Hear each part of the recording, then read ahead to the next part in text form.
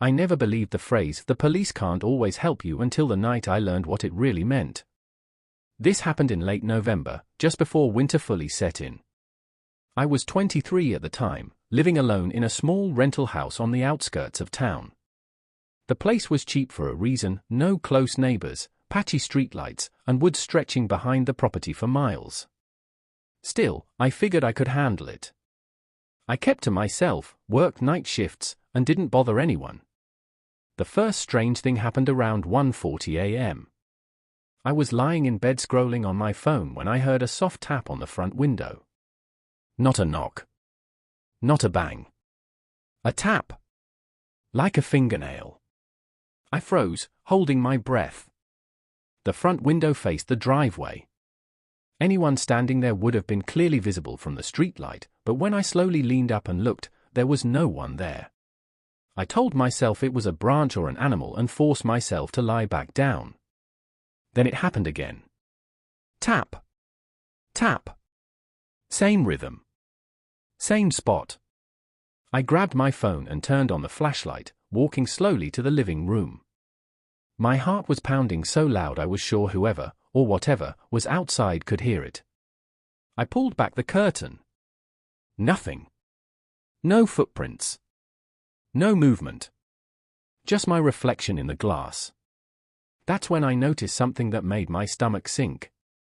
The tapping wasn't coming from outside anymore. It was coming from inside the walls. 3 slow taps. Then silence.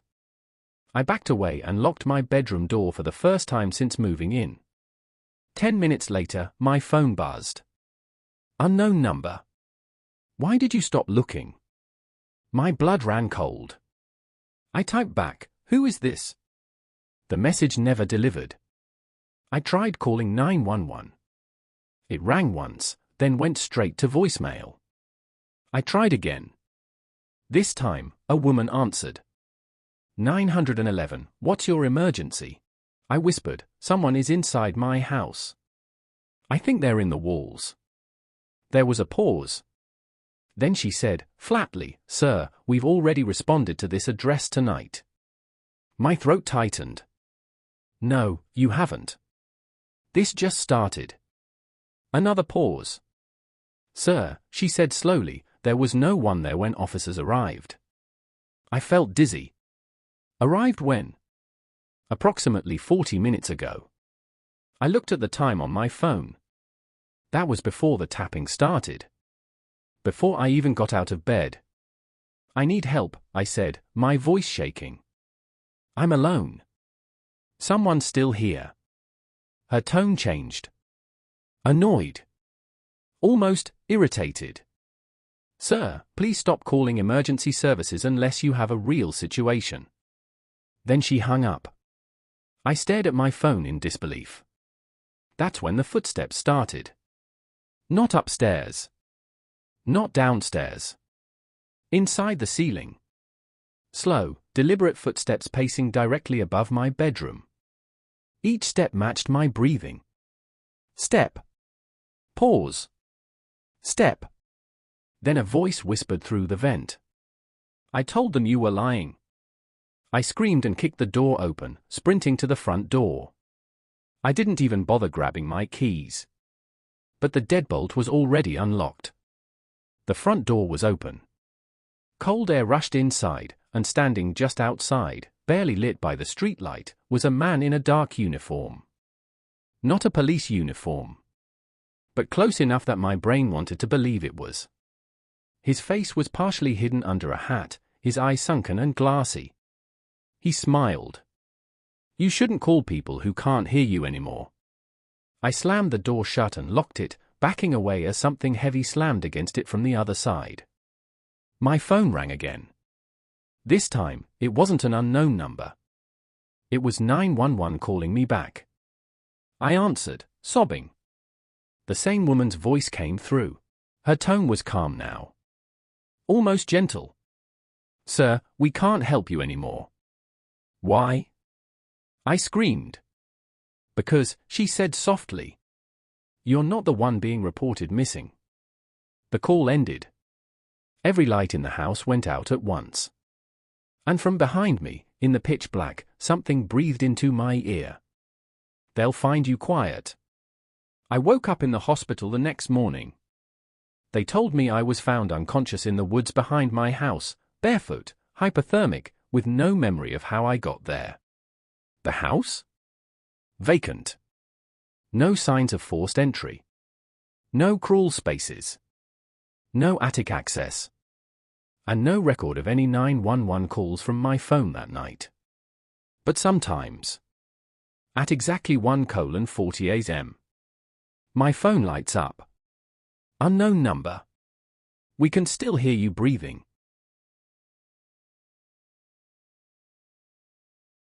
This happened in late 2020, and even now, I don't talk about it unless I absolutely have to. At the time, I was living alone in a small rental house on the edge of a quiet town in northern Michigan. The place was cheap because it sat near a long stretch of forest and farmland, far from neighbors. The nearest house was at least half a mile away. No streetlights. No sidewalks. Just trees, empty road, and darkness. I worked night shifts at a distribution warehouse, so my schedule was completely backwards. I slept during the day and stayed up all night on my days off. That night, I wasn't working. I was sitting in my living room around 1:30 a.m., lights dim, TV on low, scrolling through my phone. That's when my landline rang. Yes, a landline. The house came with one already installed, and I kept it plugged in mostly because my cell service was terrible out there. The ringing was loud in the quiet house. Sharp. Startling. I answered it without thinking. "Hello?" For a second, there was nothing but breathing. Slow. Careful breathing, like someone trying not to be heard. "Hello?" I repeated. A man's voice finally spoke, low and calm. "You're awake." It wasn't a question. My stomach tightened. "Who is this?" Another pause. "I'm outside." I laughed nervously, assuming it was some kind of prank. "Yeah, okay. You've got the wrong number." "I don't," he said. "You're sitting on the couch. Your TV is on. And your front light is off." My heart slammed into my chest. I stood up slowly and looked toward the front window. The curtains were closed, but I could see faint movement of shadows through the fabric, like someone shifting weight outside. "Stop calling me," I said, trying to sound firm. "I'm calling the police." The man exhaled softly, almost amused. "You can try." The line went dead. I immediately grabbed my phone and called 911. The dispatcher answered quickly. I explained everything, the call, the man knowing where I was, him claiming to be outside. She asked me a few questions, then said something that still makes my skin crawl. "Sir, we've received several similar calls in your area tonight." "What do you mean?" I asked. She hesitated. "We believe it's someone making prank calls using spoofed lines. If no one is actively attempting to enter your home, we can't dispatch an officer right now." I walked to the back door and checked the lock. It was secure. All windows were locked. "He knew where I was sitting," I said. "He described my house." She sighed. "People guess. Try to stay calm. If anything changes, call back." Then she added, almost as an afterthought, "And please don't engage if he calls again." The call ended. I didn't feel safer. 5 minutes passed. Then the landline rang again. I didn't answer. It rang until it stopped. Then my cell phone vibrated. Unknown number. A text message. "I told you not to hang up."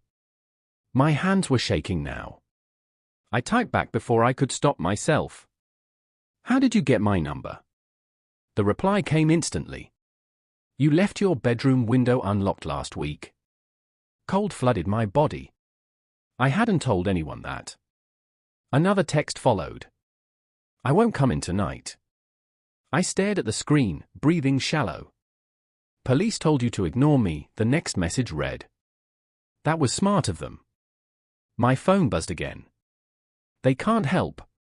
Then came a sound from my kitchen. A soft metallic clink. Like a spoon tapping a glass. I froze. I hadn't turned the kitchen light on since earlier. I slowly stepped toward the hallway and peeked around the corner. The kitchen was dark. But the back door was no longer closed all the way. It was cracked open. Just an inch. My phone buzzed again. I said I wouldn't come in. Then. But you left something for me. I ran back into the living room and locked myself in the bathroom, heart pounding so hard I felt dizzy. I called 911 again, barely able to speak. There's someone in my house, I whispered. The dispatcher sounded different this time. Sharper. Serious. Sir, stay on the line. As I crouched in the bathtub, listening, I heard footsteps. Slow. Deliberate. Not rushing. Like whoever it was knew they had time. They moved from the kitchen into the living room. Something brushed against the bathroom door. Fingernails. Lightly scratching. Then a voice, inches from the door, spoke softly. I told them I'd wait. The police arrived 12 minutes later. They found the back door open. No one else inside.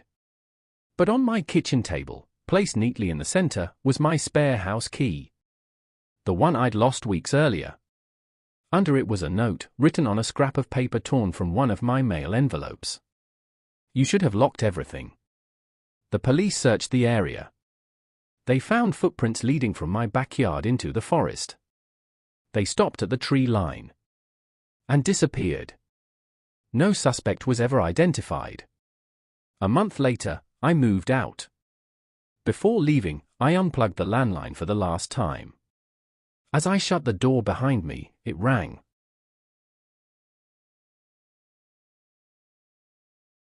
I never thought I'd be one of those people who says, I called the police, and nothing happened.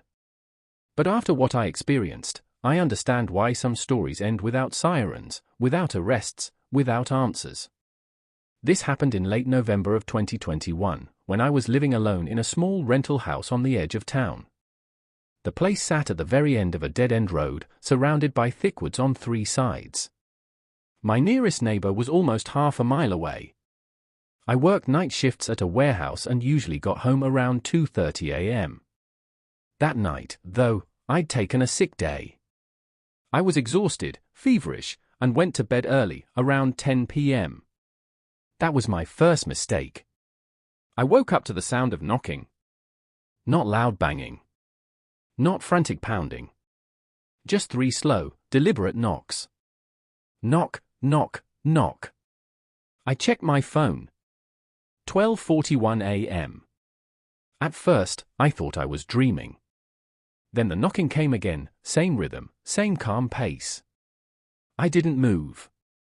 I just listened. After about 30 seconds of silence, I heard footsteps on my porch. Slow. Heavy. Someone pacing back and forth. I grabbed my phone and quietly dialed 911. It rang twice. Then a woman answered. 911, what's your emergency? Relief washed over me instantly. There's someone on my porch, I whispered. I live alone. I didn't open the door. She asked for my address. I gave it to her. There was a pause, not the normal typing pause. A longer one. Sir, she said carefully, are you certain someone is there right now? Yes, I said. I can hear them walking. Another pause. Then she said something that made my stomach tighten. Our system shows no active patrols in your area at the moment. I frowned. What does that mean? It means response time maybe is delayed. Before I could respond, the knocking started again. Louder this time. The dispatcher heard it too. I can hear that, she said quietly. Please send someone, I said. Please. She hesitated. I'm going to stay on the line with you. The knocking stopped. Then a voice spoke from the other side of my front door. A man's voice. Calm. Polite. I know you're inside. My blood ran cold. I just need to talk to you for a minute. I whispered into the phone, he knows I'm here. The dispatcher's breathing changed, shallow now. Do not open the door, she said. The man laughed softly. That's okay, he said. I'll wait. I heard something scrape against the door frame. Metal. The dispatcher said my name, even though I hadn't told her yet. Sir, she said, I need you to listen very carefully. If he enters the house, I want you to. The line suddenly crackled. Static filled my ear. Then, silence. Hello? I said. Hello? No answer. The call hadn't dropped, it was still connected. But the dispatcher was gone. I tried calling back. Busy signal. Again. Busy. Outside, footsteps moved off the porch, toward the side of the house. Then I heard the unmistakable sound of a window being tested. Not breaking. Not forcing. Just checking. Like he knew exactly which ones were locked. My phone vibrated. A text message. From an unknown number. They won't be coming. My heart nearly stopped. Another message came instantly after. You should have stayed at work tonight. I grabbed my gun from the nightstand and locked myself in the bathroom. I turned off all the lights. Then I heard it. A police radio. Crackling. Right outside the bathroom window. A man's voice spoke through it, distorted, slow. Dispatch, do you copy? My skin crawled. He was playing with me. Then he spoke, not through the radio. Through the wall. They can't hear you anymore. I tried 911 one last time. This time, someone answered immediately. A man. His voice sounded wrong. Flat. Almost rehearsed. 911. I started crying. Please, someone is inside my house. There was a pause. Then he said my address. Perfectly. I know, he said. My blood turned to ice. That's where I am. The bathroom door handle began to turn. Slowly. Carefully. Testing the lock. The voice on the phone whispered. They don't come out here after midnight. The call ended. I don't remember how long I stayed in that bathroom. Hours, maybe. When sunlight finally crept through the window, the house was silent. Every door was open. Nothing was stolen. No forced entry. Except for one thing. On my kitchen table sat my phone. The screen lit up with one missed call. From 911. The police finally showed up at noon, after my neighbor noticed my front door standing open. They found no signs of anyone else. No fingerprints. No records of my calls. No dispatcher logs. When I asked about the female dispatcher I spoke to first, the officer looked confused. There was no woman working dispatch last night, he said. Actually, he added, there was no dispatcher at all for that hour. To this day, I don't live alone. And I never assume that help is coming. Because sometimes the police can't help.